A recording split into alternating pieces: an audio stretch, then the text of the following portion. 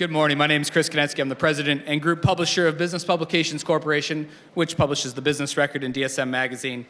Thank you for starting your morning with us for what's a timely and important conversation about health and its connection to community vitality.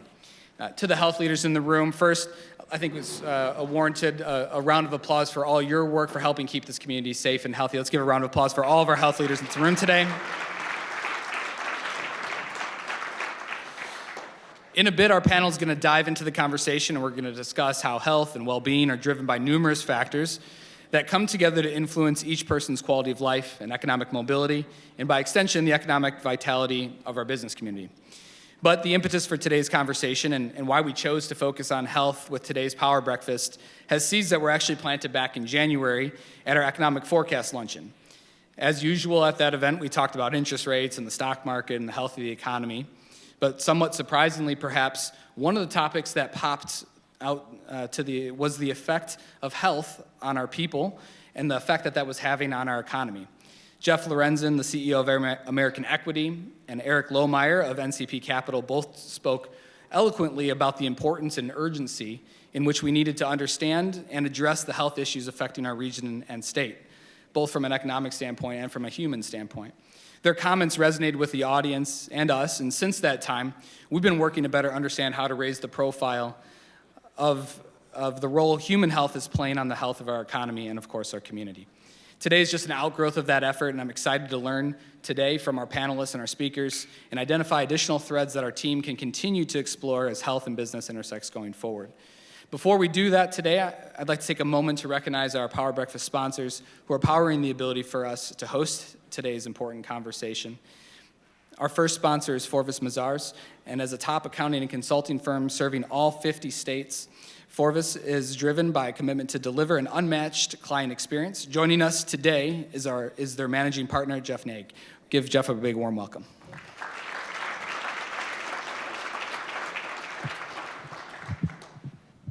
Thank you. Good morning, everybody. And I want to thank the Business Record team for bringing us all together today. As Chris said, my name's Jeff Naig. I'm the managing partner locally here in the Des Moines office. And we're proud again to sponsor the Power Breakfast and support the conversation that's just so important, not only for Central Iowa, but long-term strength for our business and our communities. At Forvis Mazars, we serve organizations across a wide range of industries. And one thing that we see consistently is community health and economic health are deeply connected. The challenges we are talking about today, whether it's workforce shortages or access to care or broader factors that influence health and well-being, don't sit on the sidelines. They show up. And they show up directly on how organizations grow, how they support their people, and how communities can compete and thrive over time. And that's why we're excited to be a part of this conversation.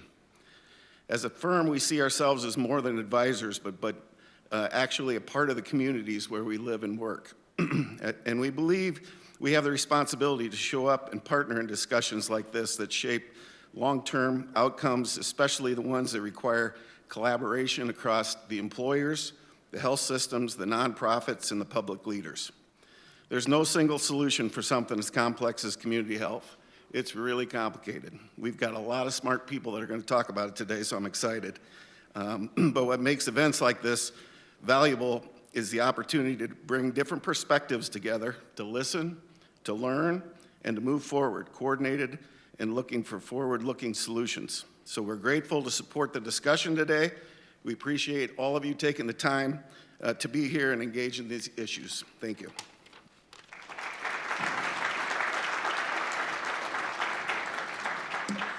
Thanks, Jeff, and thanks to Forvis. We're pleased to welcome our next sponsor, Lean Techniques, as one of our sponsors of the Power Breakfast series. Lean Techniques is a trusted technology consulting firm that helps organizations make technology a true competitive advantage. Please welcome Chief Growth Officer Daniel Brummer to tell us a little bit more about Lean Techniques.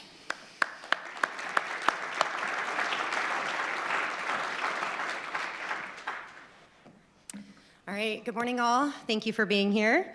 As Chris said, I'm Danielle Brummer. I'm the Chief Customer Officer and Partner at Lean Techniques.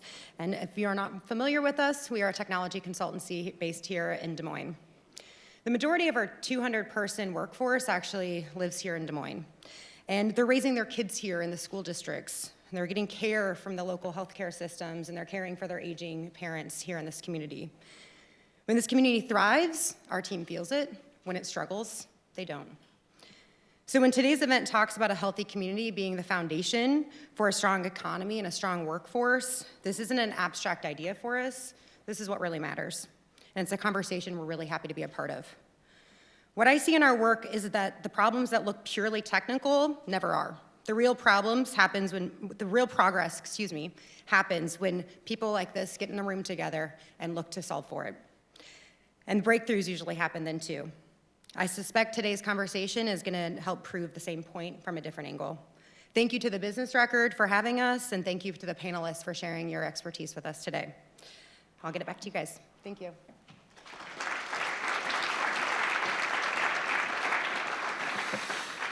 Lastly, we are pleased to welcome Principal Financial Group. Principal is a global financial company with approximately 20,000 employees, passionate about improving the wealth and well-being of people and businesses. Please welcome Nate Skelhaus, who's the head of the business owner segment.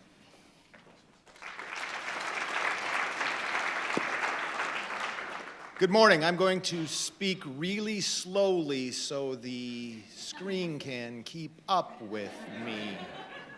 No, thank you to the Business Record for sponsoring a very timely and important conversation that we're going to have this morning. At Principal, we help people build financial security, not just for today, but for hopefully generations to come, and we recognize that that financial health is tied very closely to physical health, to mental health, and to the health of our communities. I get the opportunity to talk to a lot of business owners, particularly small and mid-sized business owners, and they feel this as well. That mental health, financial health, physical health, if there's chronic pain, it impacts productivity, it impacts retention, impacts ultimately the long-term viability of a lot of those businesses that we know and that we work with. And we believe that none of us can solve this by ourselves. Four of us can't solve it. Lean techniques can't solve it. We can't solve it. But when we come together in a holistic, systematic approach, and we put together profitable businesses trying to make money, we put together nonprofits, healthcare systems, policymakers, when we all come together, we can start to move the needle. And that's what we're doing here. We're coming together to have great conversations. A real-world example of this is the Principal Charity Classic coming up soon in June. We get an opportunity, cross-section of the Des Moines business community comes together, raises money, not just a golf tournament, but raises money for Iowa kids.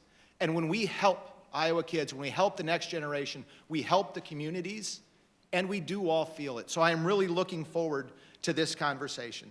That same spirit of collaboration is what we need to start moving the needle on the things we're talking about today. Again, none of us can do it by ourselves, but when we come together, we foster stronger communities. So we're proud to support this forum. I look forward to the conversation we're going to have today, and I thank each and every one of you for showing up and engaging in it. Thank you.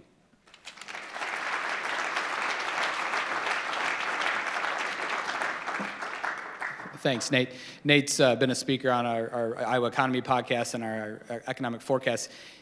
His team puts together the Principal Wellbeing Index, and he sits on a trove of great information. So if you haven't had a chance to check that out, a really good one, you can find the episode where we talked about one of the most recent ones as well.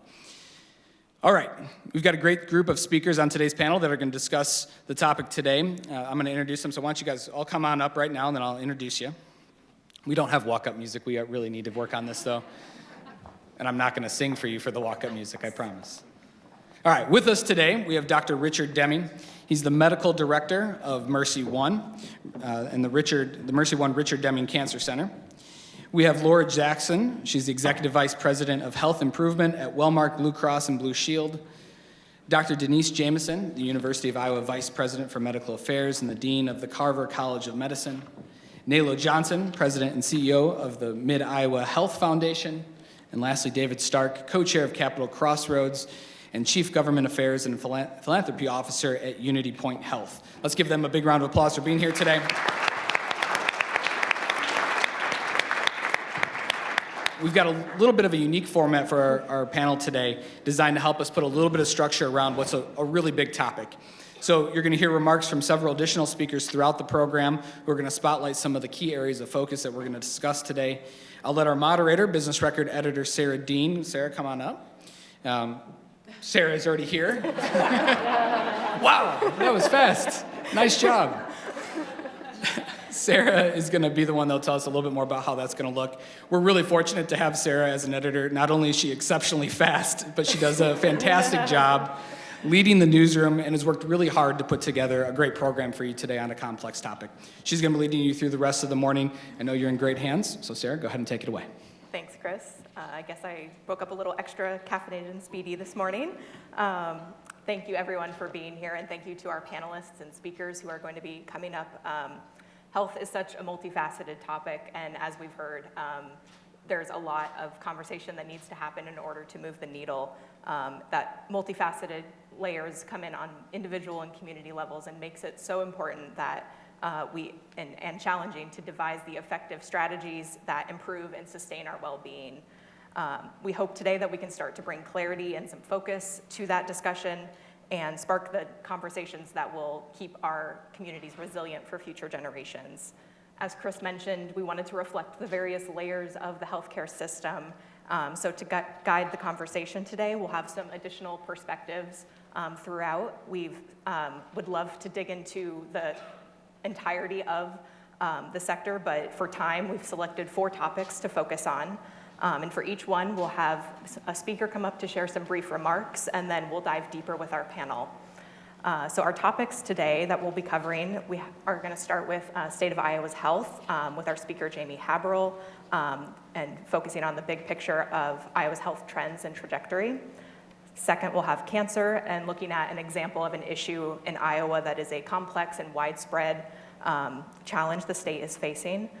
Third, we'll look at workforce, examining the current state of the healthcare workforce, as well as broader impacts of health on our workers and employees. And then lastly, wrapping up with systemic solutions and collaboration, where we'll zoom out and look ahead at how we can address these challenges systemically and collaboratively. With that, I'd like to welcome Jamie Haberl, Executive Director of Iowa Healthiest State Initiative, up to share her remarks on where Iowa's health stands today. Give her a round of applause.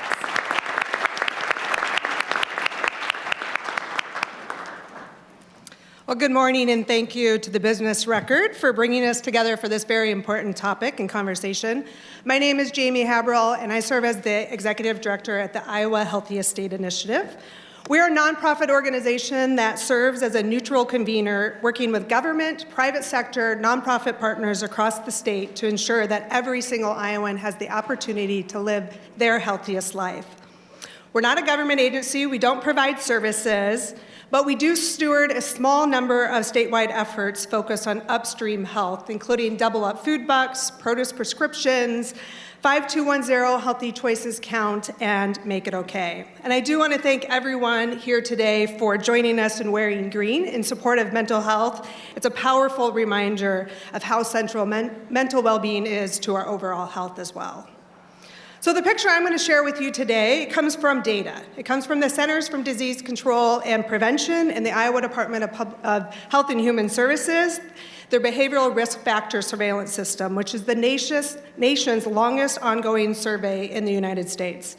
So at a headline level, Iowa often looks relatively strong compared to other states. We generally rank in the upper half nationally, which is good news, particularly around insurance coverage and access to care. And those are real strong strengths that we have. But when we look at the leading indicators, a more nuanced picture does emerge. Across Iowa, we continue to see high and persistent levels of chronic disease. Conditions like obesity, diabetes, heart disease, cancer, and dementia, many which share the same underlying risk factors. And at the same time, more adults report frequent stress, poor mental health days, and limitations in daily functioning than they did even a decade ago. So these conditions don't appear suddenly. They reflect years of accumulated risk. And from a business perspective, they also signal future pressure on the workforce, insurance costs, and productivity. When we break the data down, the patterns are consistent and important. Income matters. Lower income Iowans are far more likely to report poor health, higher tobacco use, higher prevalence of chronic disease, and more frequent mental distress. And in many cases, these risks are 2 to 3 times higher than among higher income Iowans. Education matters. Adults without education beyond high school consistently experience worse health outcomes and are less likely to receive preventative care, such as routine checkups and screenings. Race, ethnicity, and geography matter. Many Black, Latino, immigrant, and rural communities experience higher disease burden and more barriers to care, whether due to transportation challenges, workforce shortages, language access, and availability of services. So from a systems and business lens, this matters because health risk is concentrated, it's not random. Healthcare costs are unevenly distributed. Workforce participation, absenteeism, and early exit follow those same patterns. And these patterns show up not just in health outcomes, but in who stays in the workforce, who exits early, and where costs are concentrated. In other words, health disparities translate directly into talent, cost, and capacity disparities. So this is where conditions like cancer and dementia come into focus. Iowa, like the rest of the country, is seeing a rising rate in both, driven in part by an aging population, but also due to long-term exposures to risk factors that we can see clearly in today's data. Physical inactivity, poor nutrition, smoking, chronic stress, social isolation, delayed and missed preventative care. And these same inputs contribute not only to obesity and diabetes, but also to cancer, heart disease, and cognitive decline later in life. And that tells us something that's important. Health outcomes are lagging indicators. The data that we see today will tell us where Iowa will be in 2, 5, 10, 20 years from now. And so when we talk about the state of health, we're really talking about risk management, workforce sustainability, and long-term competitiveness. Health is not just a medical issue, it's economic infrastructure. And choices that we make upstream shape outcomes across every single sector that is represented in this room. And that's why today's panel is so important. I think each of the panelists sees the challenge from a different perspective and a different vantage point: care of delivery, insurance, community investment, education, and policy.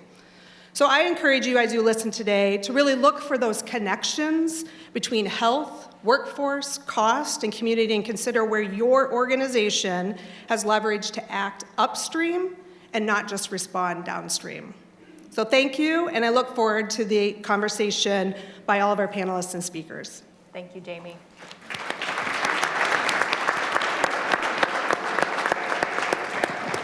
So to turn to our panel, I'd like to ask you all first to respond a little bit to Jamie's remarks and maybe provide some context and perspective based on your individual roles. Dr. Deming, I'd like to start with you if I could. Great. Thank you. Thanks, Jamie. First of all, I have to say I've been involved with Iowa Healthiest State, and when we first got involved, we were talking about state rankings a lot. And ironically, we don't talk about state rankings as much anymore with Iowa Healthiest States, but in the cancer world, we're talking a lot about state rankings, and unfortunately, it's not all rosy. You really address one very, very important aspect of healthcare, and that is we call it healthcare, but for most of the time in the United States, what we do in the world of healthcare is actually disease management. And we're changing as we all become part of very sophisticated health systems that are looking at the continuum of health. But for much of my career, starting, in medical school in the 1970s, the focus was on management of disease, and that has taken a priority for decades, if not centuries. But the issues with health are more than just disease, and health is more than just the absence of disease. And health is inextricably bound with the social determinants of health that include things like income, education, food security. Those are really all part of health. So as we move forward into the current millennium, Mercy One and all of the health systems know that to be involved in health is more than just to be experts in treating disease. And that involves a lot of partnerships that are beyond a doctor's expertise in taking care of disease. And it is also a challenge because the business model historically has been find a disease, treat a disease, get reimbursed for that. And the business model of keeping people healthy by preventing diseases is very, very different. So I'm glad that you focused on that. That's something that every health system is addressing and needs to address if we're really going to play an important role, not just in treating disease, but in optimizing health. Oh, me next? Yes, we'll go straight down the line. Well, so if you could actually see inside my heart and my head right now, every single person who's spoken already has said everything that we truly believe in. This really is a much bigger challenge than just making healthcare more effective and more efficient.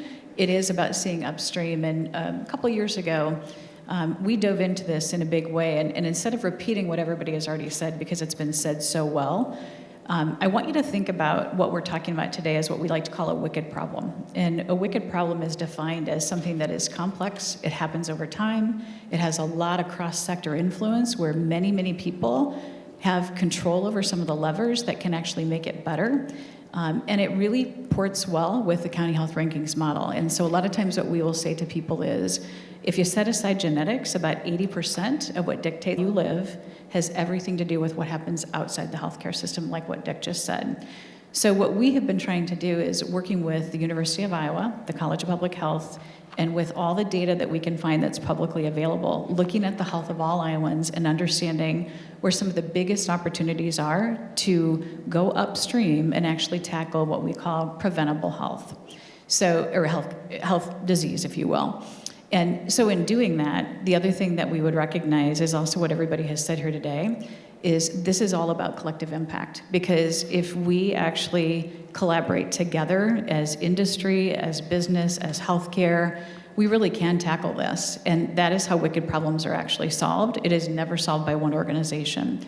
So with that in mind, I'm going to challenge all of us here today, make a connection, let's get together, and let's pool our knowledge and our resources, because there's a tremendous amount of expertise in this room.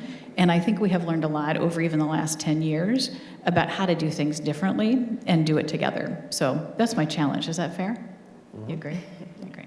Thank you. You have your mic, sorry. Can you all hear me in the back? I have a lavalier mic.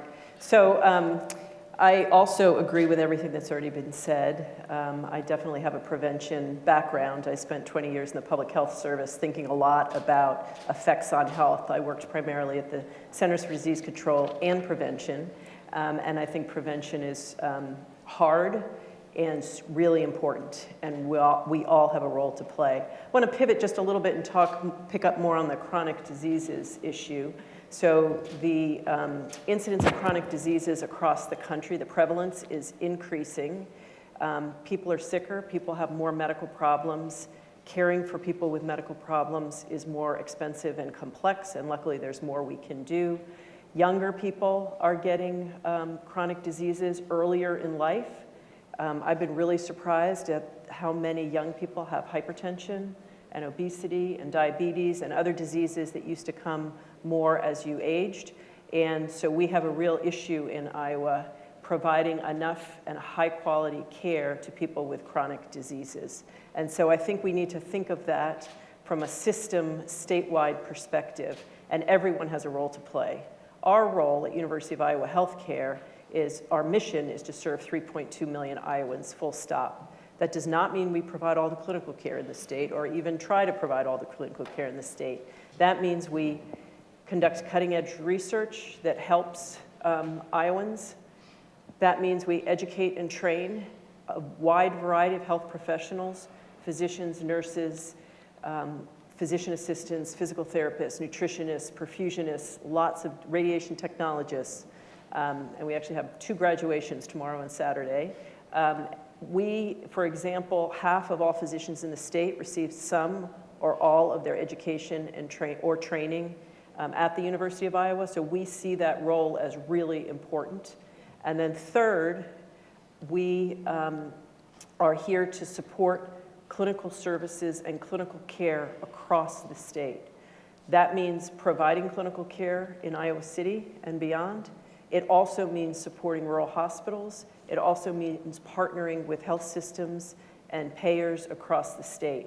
We are a state entity, and we see that as our role, and really happy to hear about the focus on collaboration and integration of systems, because fragmented systems are expensive, and we need a statewide approach to health and prevention of disease in Iowa. Hopefully folks can hear me okay as well. Excellent. I very much appreciated your comments, Jamie, and I think the thing that stood out for me were your comments around disparate impact. When you stated health disparities translate into talent, cost, and capacity disparities, I think that really hits home that connection between the ways in which economic health and well-being is so tied to the ways in which positive health outcomes can help our communities thrive. I think the data continues to show those consistent disparities within our communities across our state. And thinking about how we develop population-specific interventions to address those disparities is critically important in order to see those health improvements, whether that's in disease states or experiences of chronic disease, like you were pointing out, Dr. Jameson. And being able to be bold with testing new innovations, I think, is something that we can collaboratively focus on. An example of that reminds me of my time at the State Health Department, where we recognized that our maternal mortality rates within Black women were 6 times greater than those within white women in the state. And so we partnered with our Title V maternal health and maternal child health clinics, as well as community-based doulas and local public health departments in order to implement a community-based doula project as an evidence-based strategy that could help reduce some of those disparities in maternal mortality and maternal morbidity that we saw.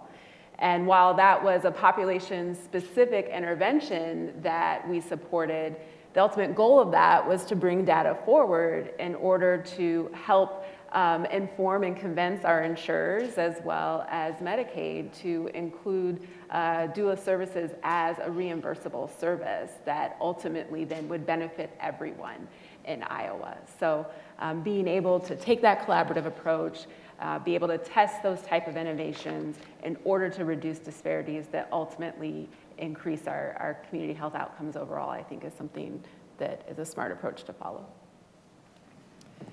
The definition of a healthy person is somebody that hasn't had enough tests yet. This is a heavy topic, so I figured I'd start with a little bit of levity. All joking aside, you think about the chronic care burden Jamie talked about, 80 to 85% of the money we spend in this state and in this country is around treating chronic disease. Think about how upside down that is on where the prevention piece should be. And those of you that are business owners or in HR or whatnot, think about that in your own employee health plan. Look at that. How much are we spending on prevention versus treatment of chronic disease? And before you think about the fact that we have a tremendous problem there, right? 6 out of our 10 adults have at least one chronic disease, 4 have at least 2 or 3. We've talked about cardiovascular, oncology, and so forth. Things can change over time. And I look at our smoking rate, one of those issues that's critically important to COPD, cancer.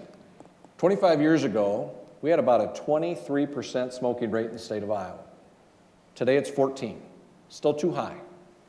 But we've been able to make systematic improvement through all the things we've talked about. That wasn't one person's job.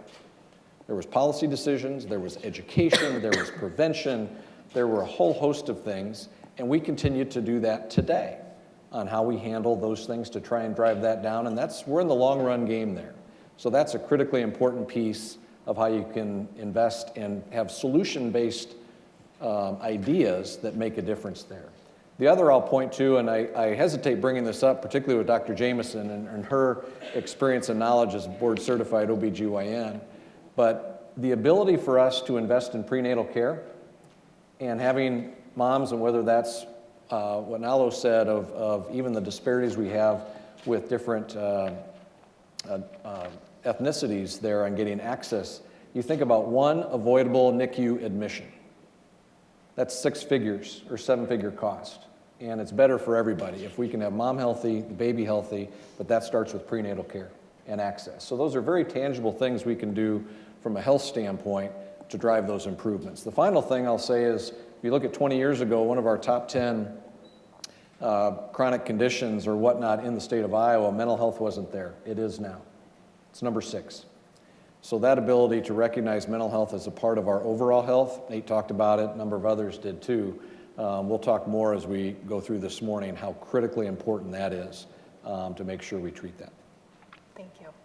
I'd like to dig into more of what everyone said, and right now I'd like to bring up our next speaker to move to our cancer topic. So our speaker is Kelly Wells-Sittig, Executive Director of the statewide Iowa Cancer Consortium, which among its efforts maintains the Iowa Cancer Plan, a roadmap for cancer control in Iowa. Please welcome Kelly.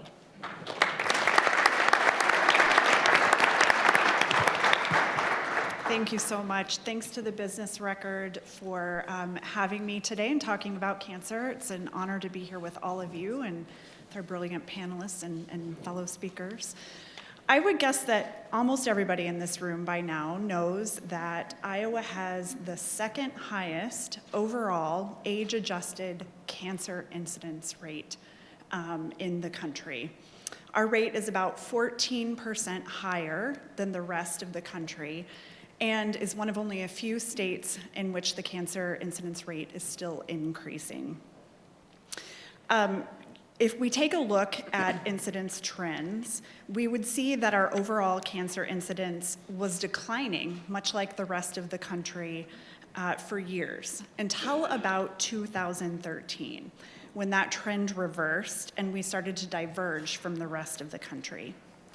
Cancer generally takes years, sometimes decades, to develop, and the convergence of factors that caused our incidence trend to turn around 2013 likely started decades before that.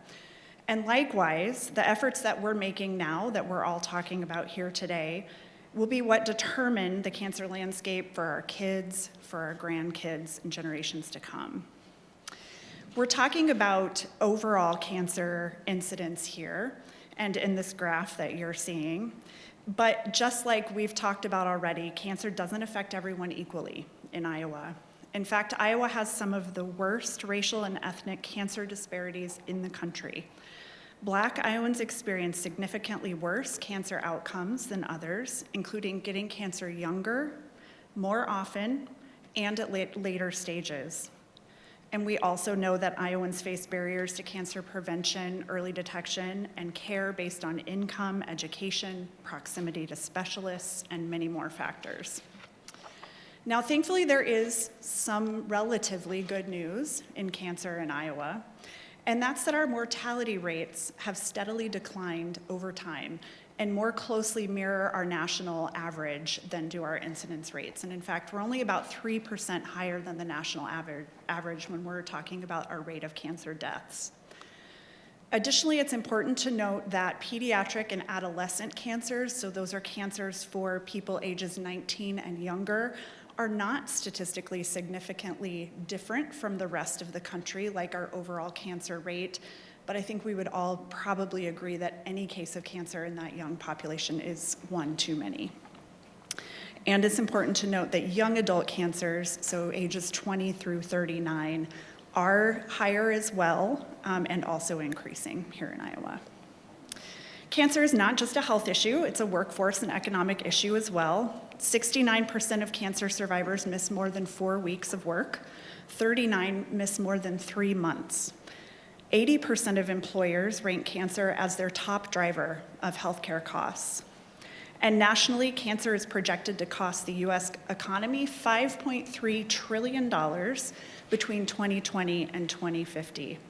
Likely, Iowa businesses are already feeling this through productivity loss, talent retention, and rising benefit costs. Generally, when we talk about cancer in Iowa, Iowans have two questions. The first is why? Why is this happening? And the second is, what can we do about it? The answer to the why question is complicated. There is not one single cause of our high rates of cancer. Cancer is very complex, and it reflects intersections between genetics, environment, lifestyle, and many other factors. Jamie mentioned many of these. In Iowa, we face still high rates of tobacco use and binge drinking, very low rates of physical activity and fruit and vegetable consumption, some of the highest indoor radon concentrations in the country, lower vaccination rates for cancer-causing HPV, and serious concerns about environmental exposures like elevated levels of nitrates in water. We still have a lot to learn about cancer, and investment in research is absolutely critical. But we also know enough to take action. So what do we do? Because of the complexity of cancer, it can be overwhelming to know where to start. And that's where the Iowa Cancer Plan comes in. So some of the good news today is that we do have a plan here in the state of Iowa. The Iowa Cancer Plan is a proven roadmap developed by Iowa's cancer experts and partners across the state. It's not for one organization, but for all Iowans, policymakers, health systems, communities, and businesses. And in fact, workplaces are powerful settings for cancer prevention and control. Businesses can lead in cancer prevention by supporting healthy environments in the workplace. They can promote and enable access to cancer screenings and early detection. They can provide support for cancer caregivers and survivors through flexible work policies and health benefits that support treatment and recovery. And businesses can be key cancer control advocates. Your organizations, your businesses have influence beyond your walls and can be leading advocates for smart, equitable public policies to reduce the burden of cancer here in Iowa. And the Iowa Cancer Plan is a wonderful place to start if you're asking the question, what can we do? And then I'm thrilled to hear the conversation about collaboration today, how much that is showing up here, because I invite you to seek support and cross-sector collaboration through the Iowa Cancer Consortium. We are Iowa's nonprofit comprehensive cancer control partnership of more than 750 members statewide, many of whom are here today. We work together to reduce the burden of cancer in Iowa. The consortium connects Iowans with information, cancer control implementation support, funding, and partnership development, often bringing together collaborators who don't usually sit at the same table. Cancer is incredibly complex, but action is possible, especially through collaboration. To summarize, we have the data of what's happening with cancer in Iowa. We have a plan, and we have the partnership to support the critical efforts needed to reduce our significant cancer burden in Iowa. And I hope you'll join us. Thank you so much.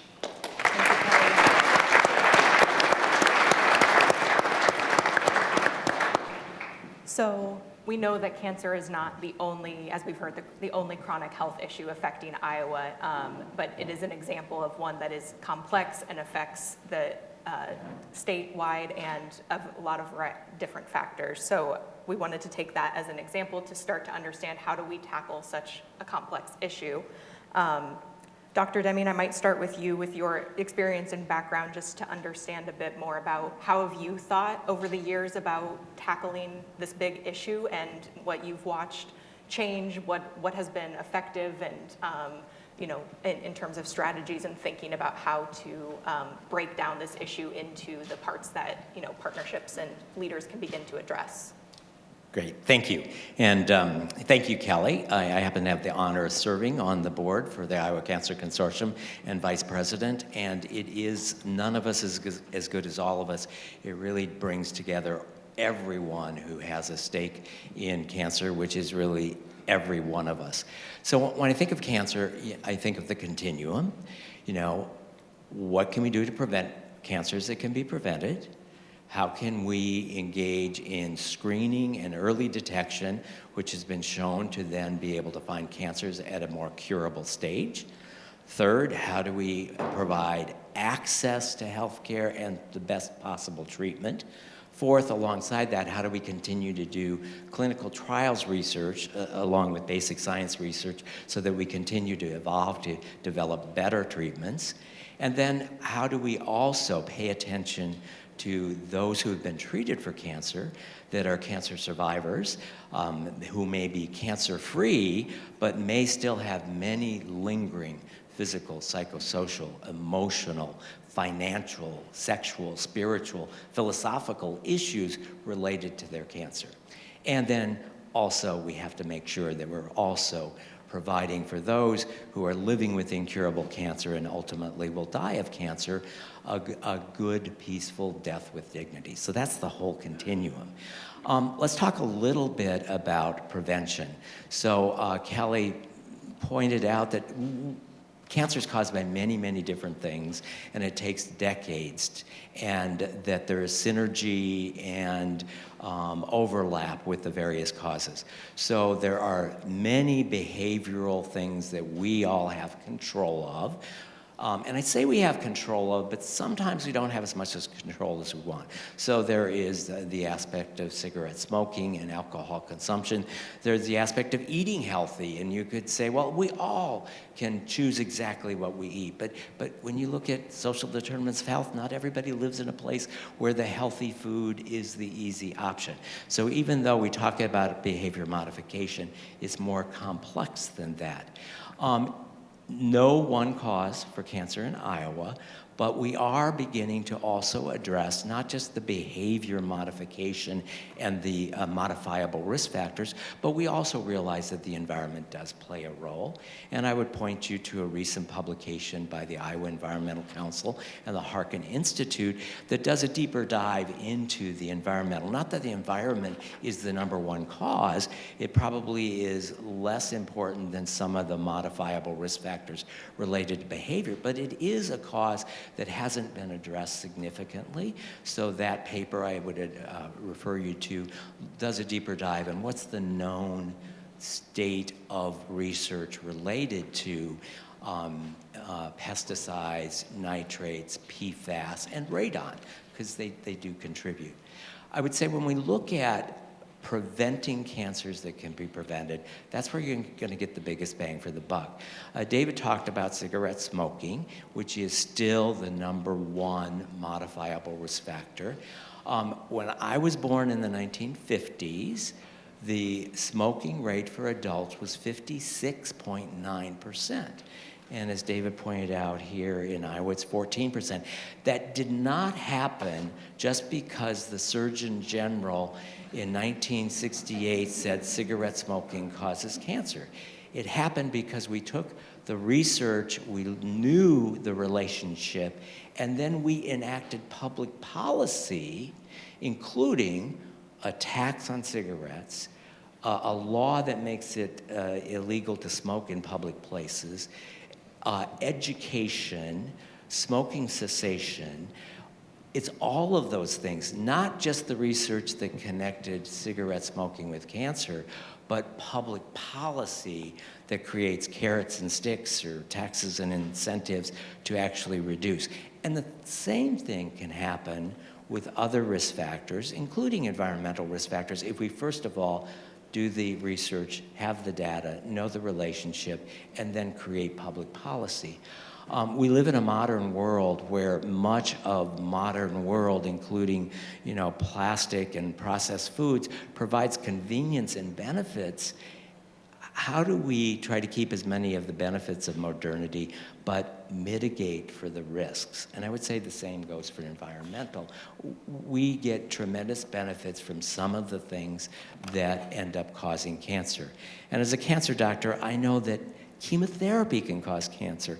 Radiation can cause cancers. There are many things that increase the risk, but how do we mitigate for those risks. The last thing that I would say is I also want to point out another disparity, and that is rural Iowans. So I would point you to a recent publication by the American Cancer Society Cancer Action Network and a recent patient survey that addresses disparities related to rural Americans. So it wasn't just Iowa. But rural Americans have a 26% higher mortality, so death rate, than those who live in urban areas. And when you look at lung cancer, which causes more cancer deaths than any other cancer, the mortality rate for lung cancer in rural America is 40% higher than in urban America.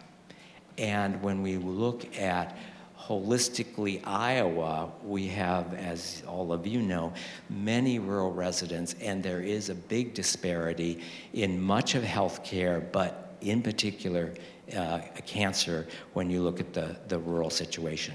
So that's something I hope we'll also be able to address. And instead of talking for another hour, I'm going to turn the microphone over to Laura. Well, as always, Dr. Deming, you are an incredible educator, so thanks for teeing up the continuum. I'll try to compliment you in a small way, kind of through the lens of maybe what employers might be thinking about. So to your point about smoking, it is a wicked problem. That is a great example of it has to get solved by a lot of people over a great amount of time. Cancer is by far the same way. And as you look back over the last 10 years, cancer would not have shown up for large employers as in the top 5 cost drivers. It shows up in the top 3 on a repeated basis today. So we are seeing it come through the healthcare system, which means it got created a long time ago.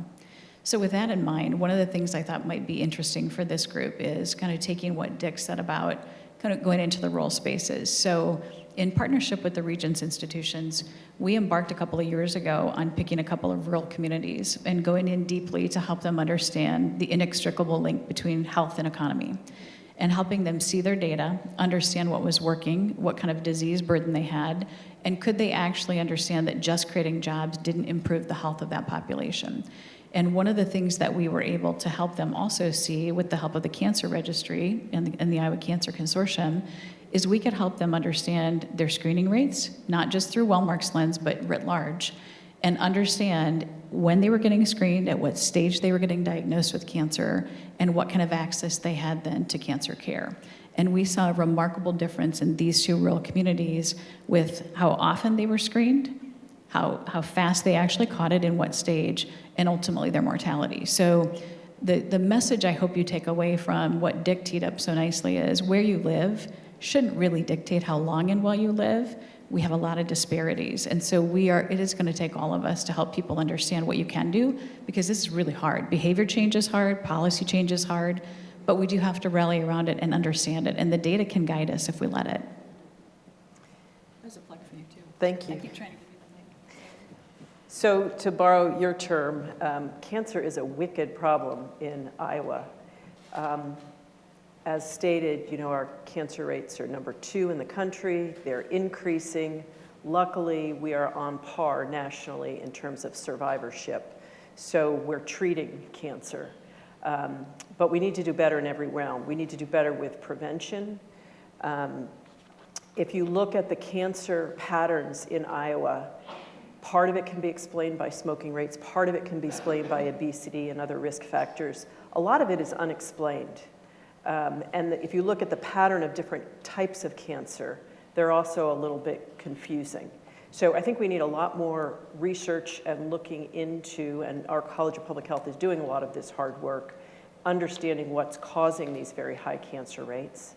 The second piece in terms of prevention is ensuring that the things we know cause cancer and the interventions that can help people stop smoking are being implemented broadly, and people across the state have access to.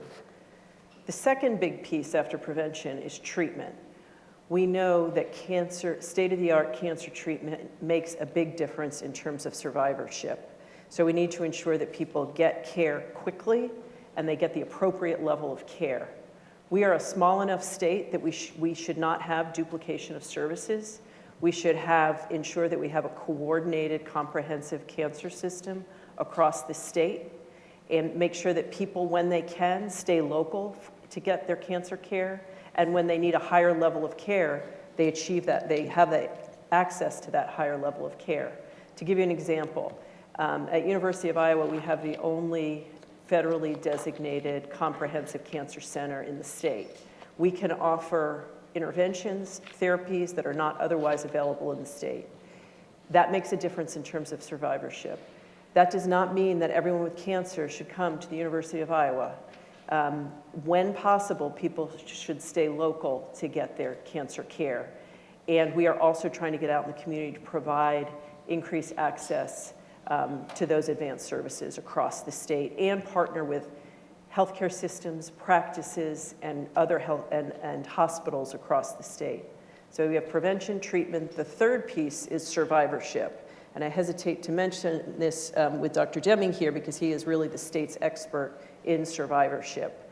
Now that we have a lot of people living with after cancer treatment, because we're relatively good at treating cancer, we have a lot of people who've survived cancer.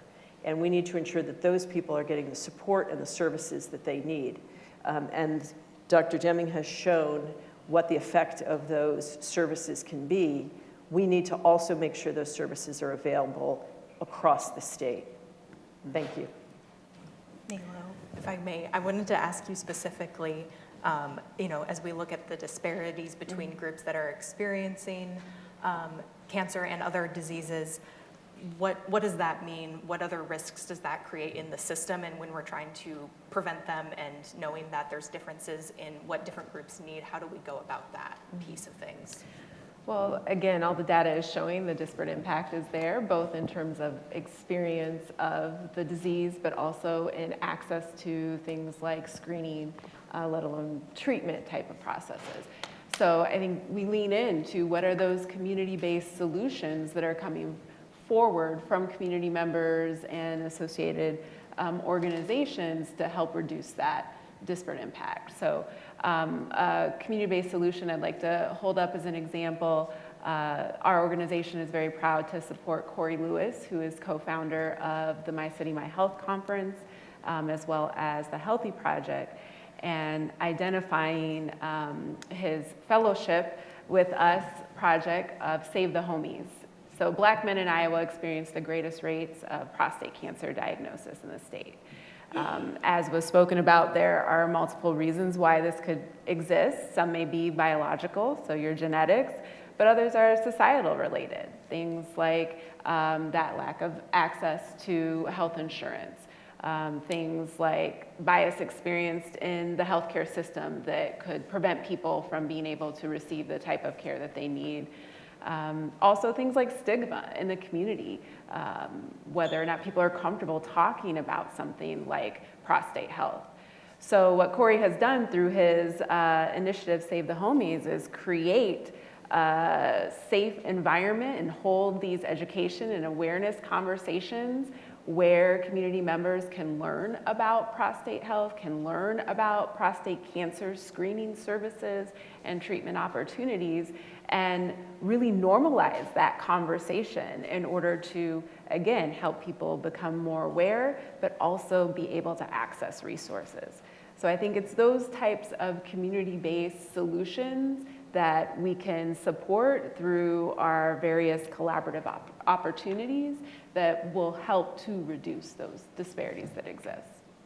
And David, you're a co-chair of the Capital Crossroads campaign, so could you provide a little perspective on how that fits in with how health fits in with Capital Crossroads work, and how you're visioning, how that fits into the visioning and planning for regional priorities? Absolutely. As we've talked about here, a lot of the social determinants drive health, right? Housing, affordable childcare, employment, things that are three of the pillars of Capital Crossroads. And I'll give a very specific example on affordable and safe housing. So you heard Dr. Deming talk about radon testing. What things are we doing to test existing multifamily apartments, condominiums, developments to be able to get that mitigated to help prevent some of these pieces? So not only is the housing affordable, but I was telling Laura earlier this week, we had a project a number of years ago that really addressed this in some housing areas in a certain zip code in Des Moines. that we were seeing higher rates of pediatric asthma, as an example. And we needed to go and mitigate some of the lead-based paint, radon testing, and so forth that was not only affecting that, but also in cancer. What are those nobody owns that. Healthcare providers aren't going to do it, but you've got to work with the city, you're working with developers, and that's part of what Capital Crossroads is trying to do. So those are some examples we're doing there, and I'll end with this. Raise your hand if you've personally been touched or know a family member or friend of cancer. That's what I thought. So anytime I come to a conference like this, or come to a session, what can I take away that I could do personally? Here's your assignment, at least one you can write down. You yourself or a family member, get them screened, advocate for that, make the conversation okay, whether it's in breast cancer, cervical cancer, skin, colorectal, lung. Go have a conversation and say, have you been screened? Ask that loved one in your house, ask yourself, and go get screened. If everybody in this room does that and has one person you can do, that makes a dent in it, and it expands. And I think that's an opportunity we all have to walk out of this to actually make a difference. Thank you. I'd like to move into our workforce topic and bring up our next speaker. We have Steve Churchill, President and CEO of the Iowa Medical Society, to share about their Operation Iowa report focusing on the physician workforce shortage. Welcome, Steve.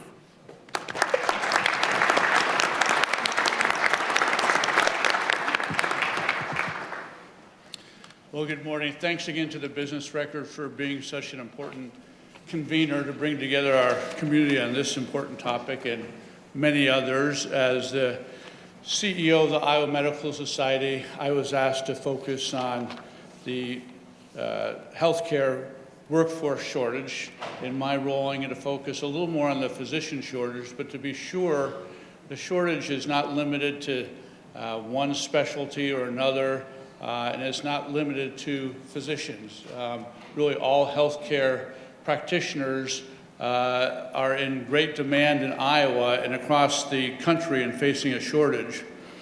According to the American Medical Association, the United States currently is experiencing a shortage of 64,000 physicians, and is projected to grow to at least 86,000 by the year 2036 as demand rises and as our population ages. And the challenge is even more dramatic in Iowa. Iowa ranks 44th in the nation for physicians per capita, and actually we're 51st below Puerto Rico when it comes to the OBGYN specialists in our state. So it's a critical issue for us, and you can feel it as a patient as you see longer wait times to get an appointment, fewer available appointments in general, and more difficulty accessing care in our rural communities, but also in our urban communities as well. Nearly half of physicians are approaching retirement, while demand for care continues to rise. By 2030, 1 in 5 Americans will be over 65 years of age, and that will increase the strain on the system for primary care, obstetrics, and rural medicine. So I think the big question is, how did we get here? Why are we in this crisis today? And when you look back, one of the major factors dates back to a report in 1980, a workforce report that predicted a surplus of 70,000 physicians by the year 1990. And that led to putting a cap on what the class size was for medical schools, graduating students for 25 years. So we're all paying a price for that report because it failed to anticipate that the US population would grow by 110 million during that period of time, that people would live longer and needed to be treated longer for their care. And also compounding that was after the COVID pandemic, physicians were burned out and they earned a lot of money during that time through their 401ks, and they decided they'd retire early.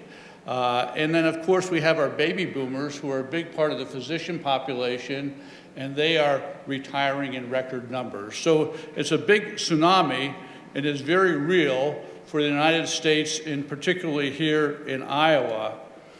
We know that the number one indicator, the strongest predictor of where a physician ultimately practices, is where they complete their residency training program. And Iowa is one of the few states that actually graduates more medical students than we have residency training slots to train them, meaning that many of our medical students and young physicians will leave the state to do their residency elsewhere.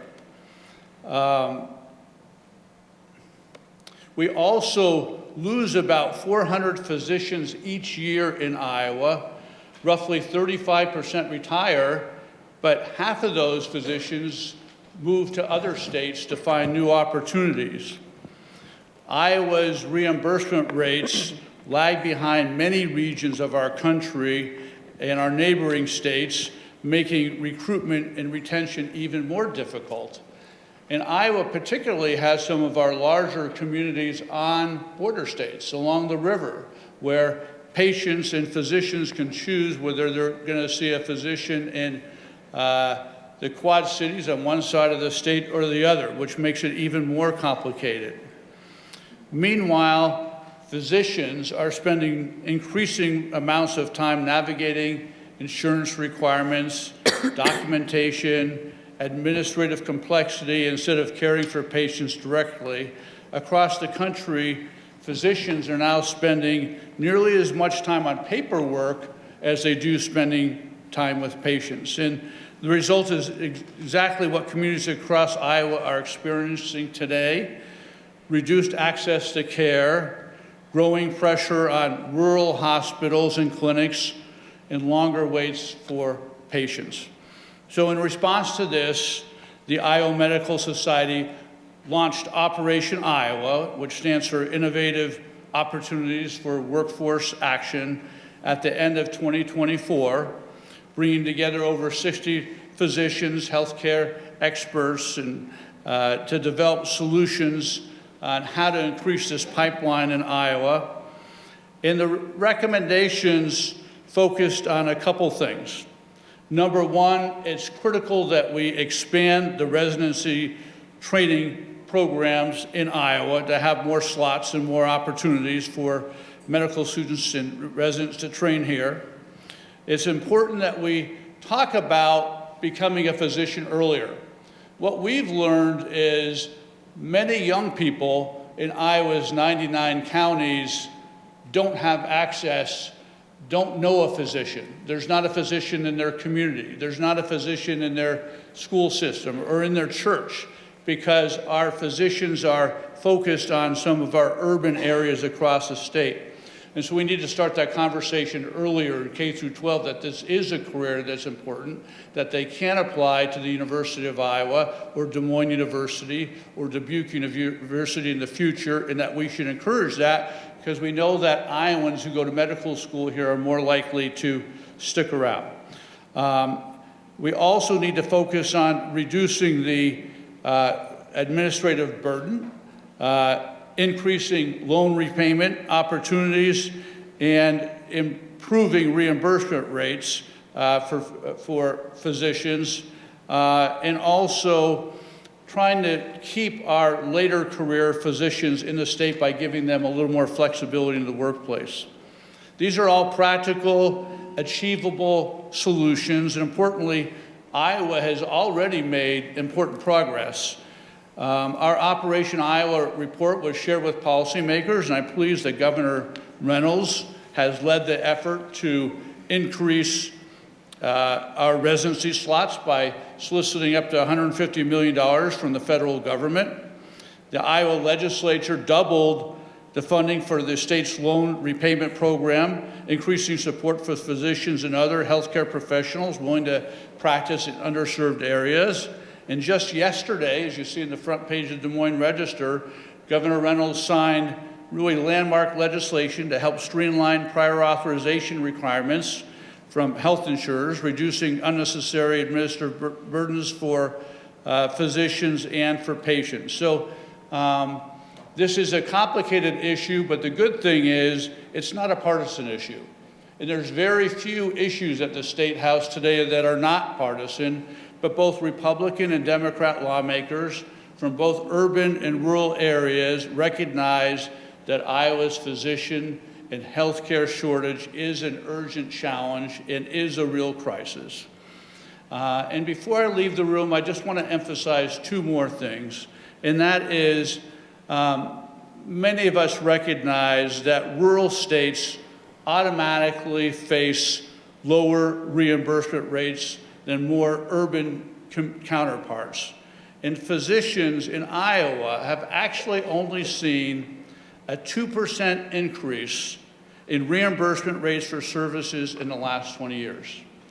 2% increase, despite during that same period of time, inflation rising by nearly 150% since 2002.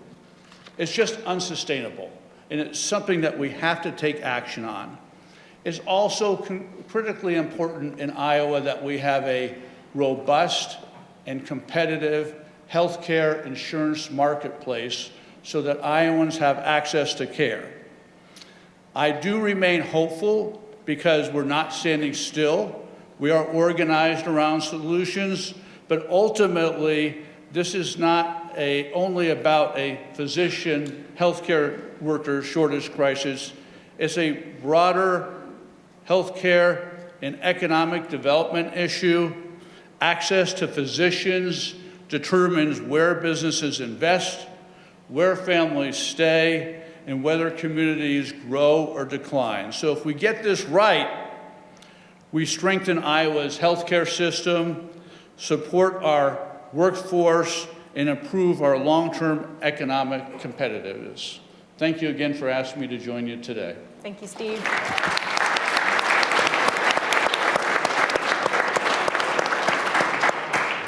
Dr. Jameson, as the Dean of the Carver College of Medicine at University of Iowa, I wanted to ask you about specifically the recommendation that Steve talked about around expanding residency slots in Iowa and get an idea of what that means for the university and what impact you are, if you're studying that and evaluating that, what might that look like over the next few years as we add new slots?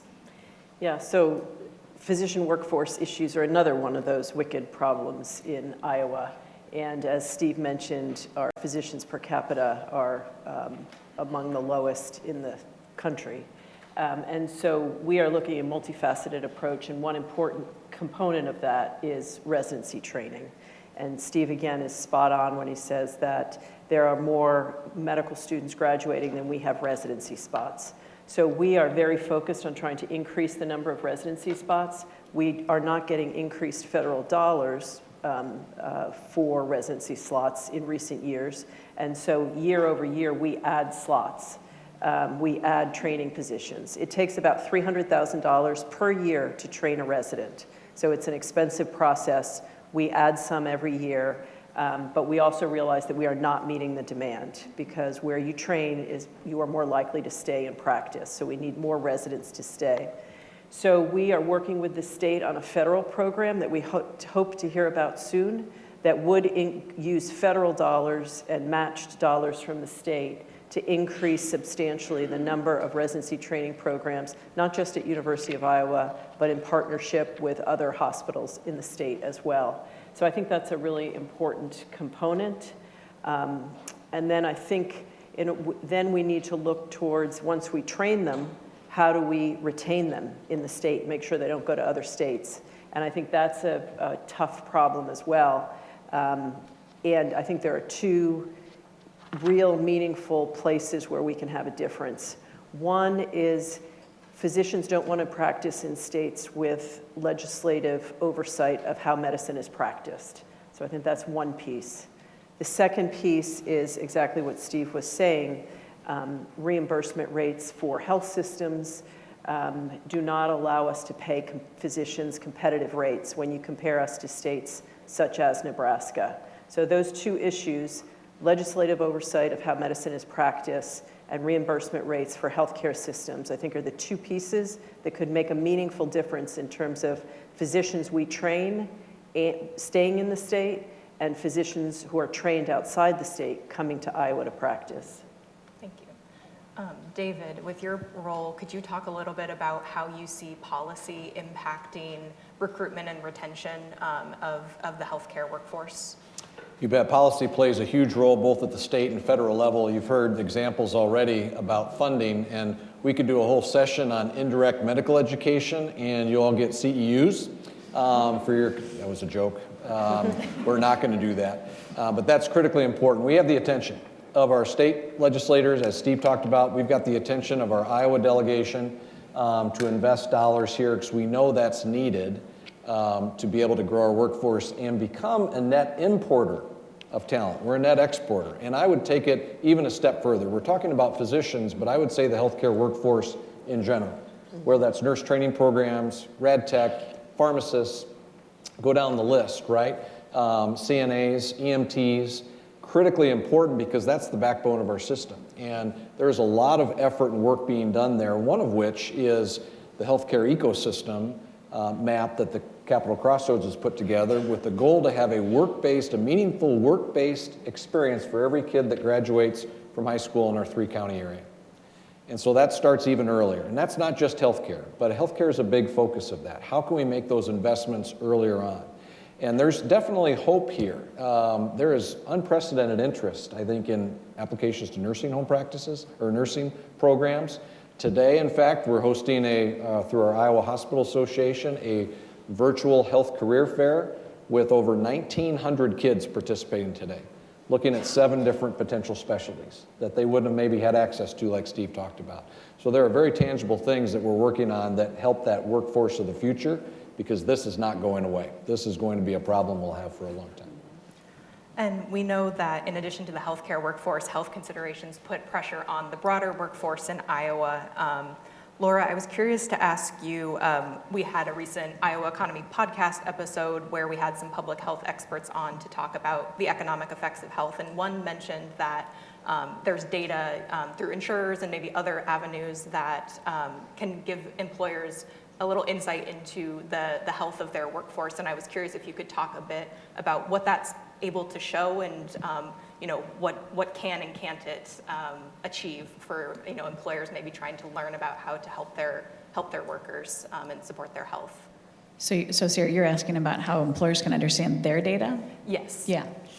So I think there's a myriad of ways. I think I'm going to take it down 2 paths. So one clearly is to understand your claims data. And that is always challenging, right? Because claims data is not perfect. It doesn't tell you the environment that your employees live in. The second would be understanding contextually the community that they live in. And so one of the things that we have long believed and can support when we look at the data is it's interesting to look at who you provide health insurance to and what you pay for, which continues to go up. So that is the dilemma of paying people more versus paying providers more versus trying to find that balance. And I think what we've heard here today too is if we can spend more time on prevention, maybe we won't need as much healthcare in the future, but for today, we have a crisis. So I don't disagree with anything that's been said, but it is a balance. So when you think about yourself as an employer, also look at the community data that is available, and there is a lot that is available. And what I like to say is invest in your community. Don't be a bystander. Understand where your employees live, work, and play. And if you can find ways to meaningfully engage and actually give back, you really can create a rising tide raises all boats, because this is something that we are all in together. I think one example of something that we have tried to do that is akin to what David just talked about, and really getting kids to understand how they actually look in their community and they can look to see what they can actually do to find a meaningful career. I'm going to put a little plug in for IJAG. I don't know if you all know about Iowa's Jobs for America's Graduates, but it's an amazing program that helps kids get through high school, which once they graduate high school is a huge indicator of socioeconomic success and how long and well they will live. If we can get them through high school and expose them to healthcare careers where they can see themselves doing a job that they never knew was possible, it is an amazing partnership. And I know there's some employers in the room that support IJAG as well, but Unity Point has been a great partner in bringing clinicians and mannequins in so kids can actually see what are the possibilities. So I think to answer your question, hopefully directly, there's a lot of data, whether it's through your health insurer or even through what is available in the community. Be happy to show you where that's at. But importantly, don't underestimate the power of investing in the communities where your employees live, work, and play. It might not be where your headquarters is, but it certainly is going to make a difference. And every little thing that any of us can do will actually raise the tide. So that would be my answer. Thank you. All right, well, we are getting near the end of our program. I'd like to go ahead and bring up our final speaker, Proctor Lerman, President and CEO of Broadlawns Medical Center, to talk about how we start thinking about a cross-sector approach to prevention, solutions, and collaboration. Please welcome Proctor.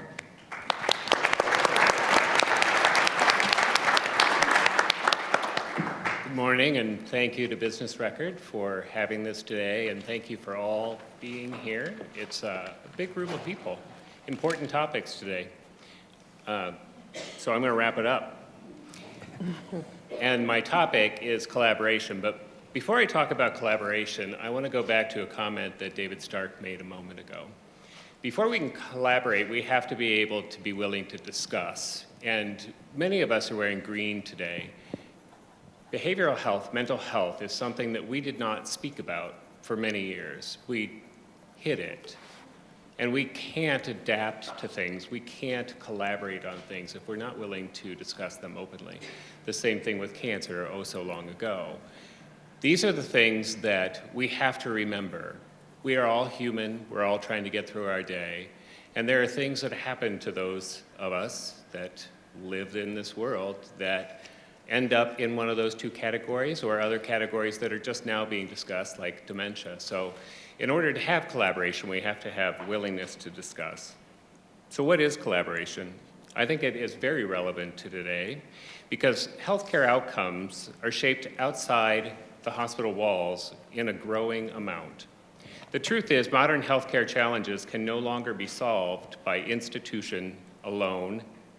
Healthcare requires coordinated infrastructure, especially for behavioral health. That lifting the veil word came from a publication that Business Record or Business Publications produced oh so long ago, and I think that helped bring that openness. Today, Broadlawns has one of the most comprehensive behavioral health systems in the state. We operate where systems intersect, and over time that has forced us to be very good at cross-system collaboration. The most effective work happening in Central Iowa today occurs when healthcare providers, law enforcement, schools, local governments, and community organizations operate together instead of sequentially. I'd like to tell you about one.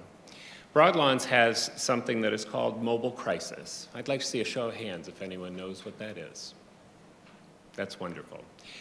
You're all going to be able to raise your hand here in a minute because I'm going to tell you about it. So Mobile Crisis is a partnership with Des Moines Police Department. These are Broadlawn staff that are resident within the department, and they are the ones that are dispatched to domestic situations to try to prevent an ED visit or an incarceration. This is a partnership that is outside the normal parameters of healthcare, and it is something that works very, very well. For those of us that have worked in hospitals and have been witness to what happens in emergency rooms, you see sheriff's departments and police at them on a regular basis, bringing these individuals. If we can prevent that, if we can diffuse those pieces ahead of time, that helps us all. That's something that Broadlands is committed to. It works very well. Now you all know. Go talk about it, read about it. It's an incredible program. We serve everyone who walks through our doors at Broadlawns because we're a public community hospital. And because of who we are, we sit in the community in a place where we see pressure early. One of the things that Dr. Deming talked about at the beginning is when costs rise, when housing becomes unstable, when jobs become uncertain, access to health care becomes more difficult. Broadlawns sees that. We see what happens when all of the pressures of life collide at the same time. All of those pressures affect health overall. When we don't adapt to those pieces, when we don't treat those individuals, unmet health needs affect communities in one way or another. through emergency room utilization, through workforce disruption and lost productivity, through strain on the criminal justice system. It is why Broadlawns has built such a collaborative model connecting care and services. Another thing that Dr. Deming talked about was food insecurity. At Broadlawns, we have partnered with the Food Bank of Iowa to create a food pantry on the Broadlawns campus available to our patients and to our employees. Food is health. When many of our patients are discharged to home, they may not have what they need. So we have done this partnership, this collaboration, to provide that as they leave the hospital. Increasingly, these type of pressures, they're not confined to traditionally vulnerable populations any longer. The more we collaborate, the better off Central Iowa will be. It is not a zero-sum game in healthcare. Broadlawns has been part of the infrastructure of our community for a long time, and we are continuing to invest in our facilities, our programs, our partnerships, and our people. One of the things that we partner with the University of Iowa and Unity Point Health on is psychiatry residency. We have a great need in behavioral health, mental health, to have psychiatrists in our market. This partnership between 3 organizations allows an increased pipeline. We also have addiction medicine that we are now adding a fellowship for. That is in partnership with both of them also. We have a partnership with DMAC to do a Teach Tech program, which is non-traditional education for some people that are on the periphery, both adults and younger people. These are the pieces that also go into Broadlawns being an economic engine in our zip code and in our community. I would invite anyone in the room to come see who we are. I think that the things that I've just told you about in the partnerships and collaboration that we do would surprise you in all the places that we are. Broadlawns has learned that serving the most vulnerable members of our community has also made us one of the most valuable healthcare partners for all. I want to leave you with one thought, and it has touched over here in many ways. What kind of community do we want Central Iowa to become in the next 20 years? We hear a lot about growth targets. We hear a lot about all of the things that we want Des Moines in our region to be. You've heard about some of the stresses to the system this morning. They are not few, they are many, they are real. For those of you that have been to an emergency room lately, you will notice there is a long wait many times. These are the things that we need to consider. So, a question for the panel. How do we build a collaborative health infrastructure required to support the community of our future? Thank you for having me. Business Record, this was wonderful. Thank you. Thank you, Proctor.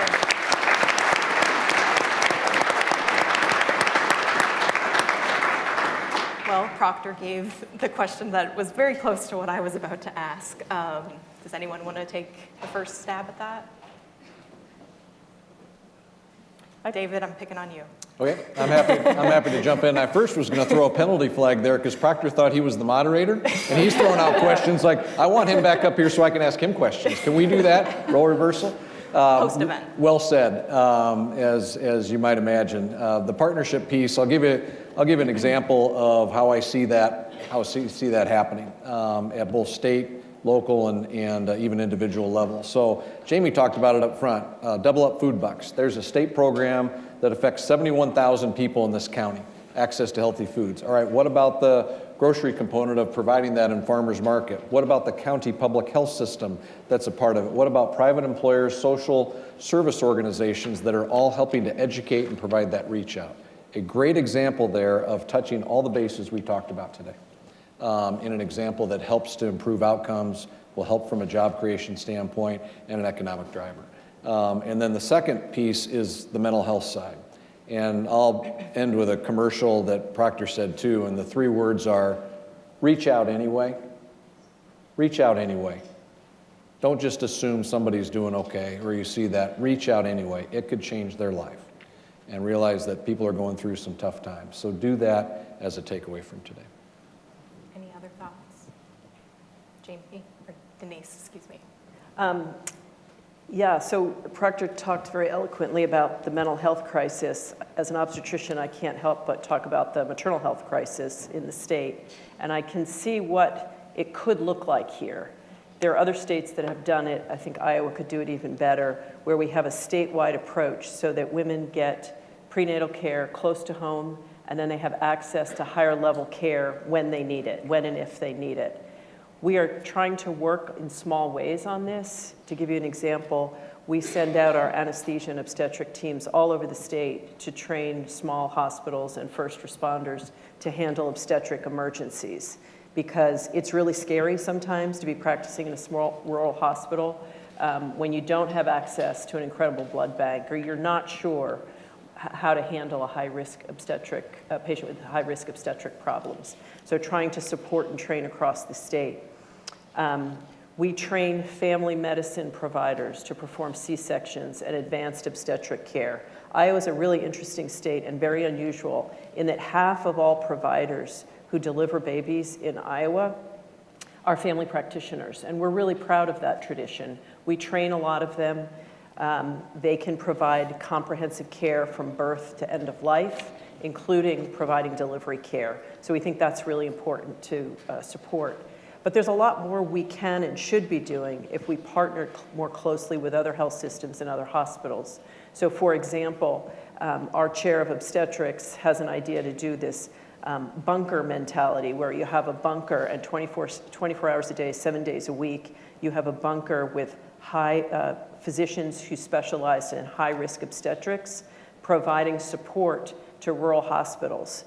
And that means that they can see the vital signs and the fetal heart rate tracing and all the information and cameras in the room to help support the physician to say, you know what, given her vital signs and given the way the baby's looking on the fetal heart rate tracing, I think you should take her to C-section now rather than delay for 6 hours and maybe increase the risk to the baby and to the mom.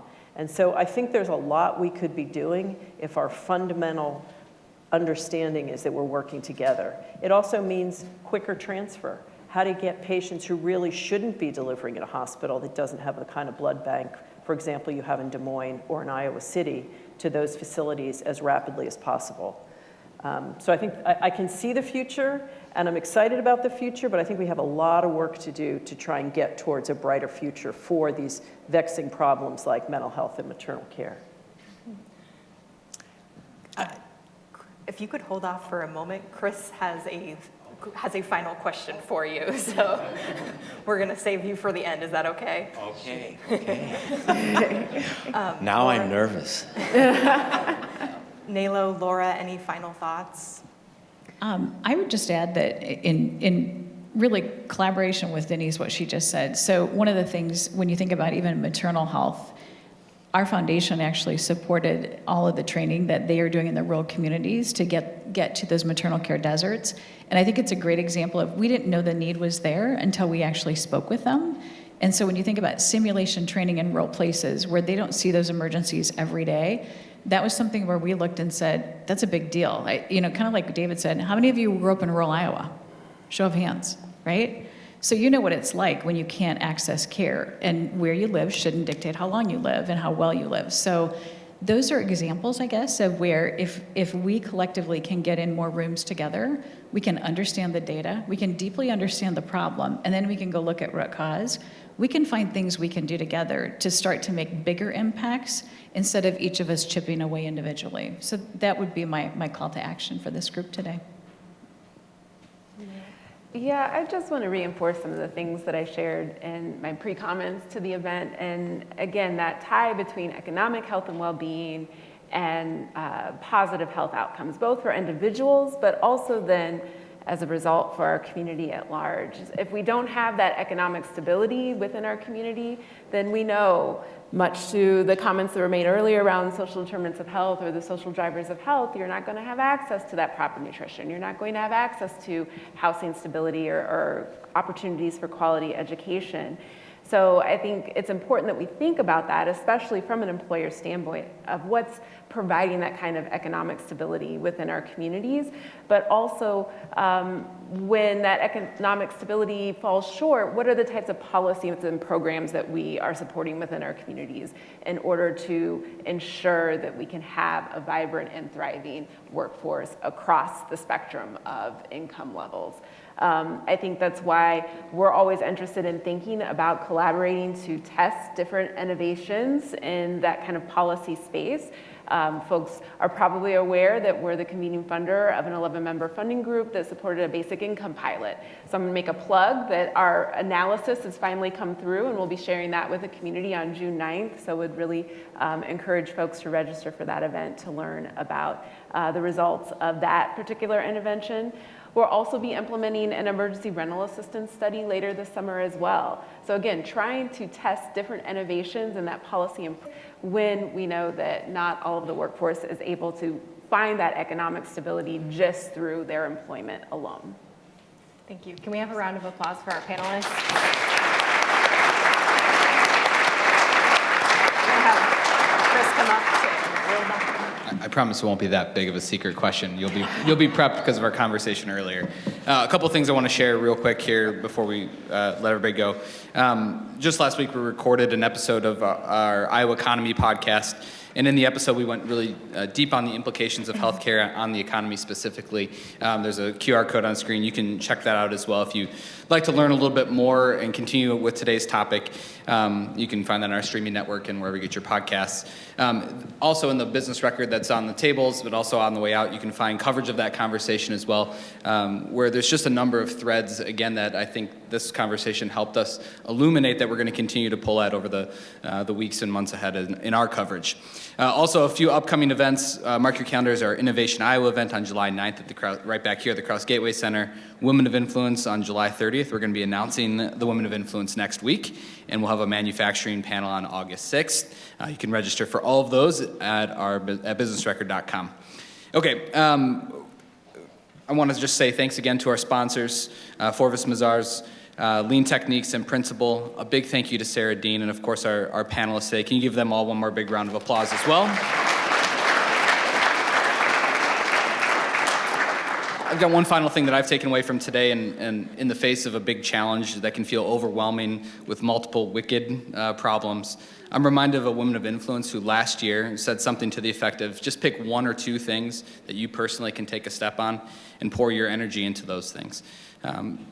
Our one thing is to help convene conversations like today, not just to point at the wicked problems, but to help each of you here find those one to two things that you can take a step towards for finding the solutions that then we can help amplify and talk about within our products. That's where we're at our best, is when we're able to have conversations about tough topics and then bring those solutions to the forefront. So if everybody finds one to two things, that would be 200 steps in a healthy direction today. Lastly, I had the pleasure of just recently speaking with Dr. Deming for our On the Move feature, and I asked him to give us some hope and optimism because we were talking about cancer and talking about tough topics. And in that, he talked about joy in his quote about joy. So I'm putting you a little bit on the spot, but I think you'll be able to hit this. But talk a little bit about joy and the path to joy.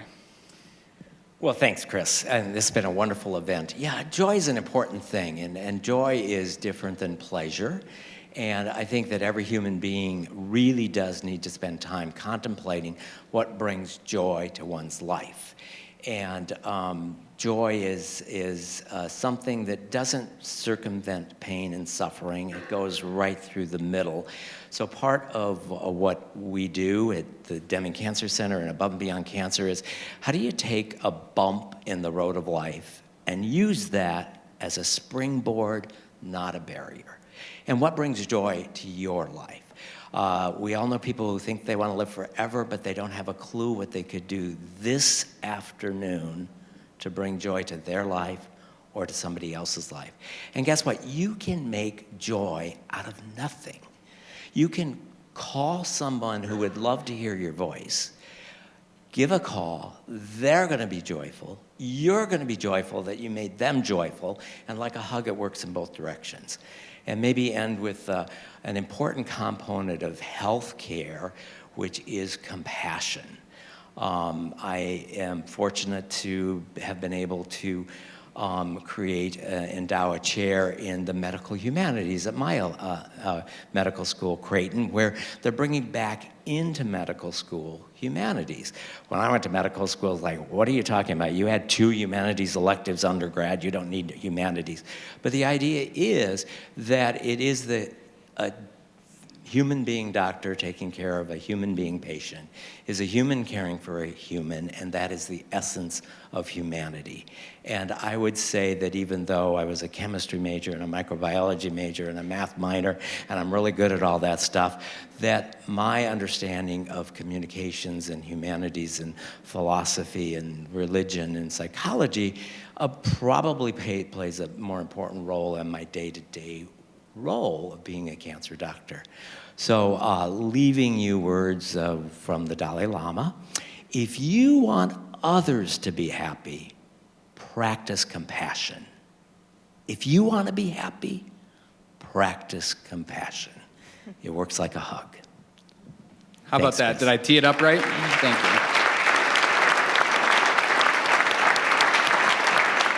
Thank you again for being here today. Our goal is to help you and your business do business better, and our community to be stronger and growing together. If I or our team can ever be of any help to you, please don't hesitate to reach out our way. Thank you again for attending. Stay healthy. Let's give our panel one last big round of applause as we head out.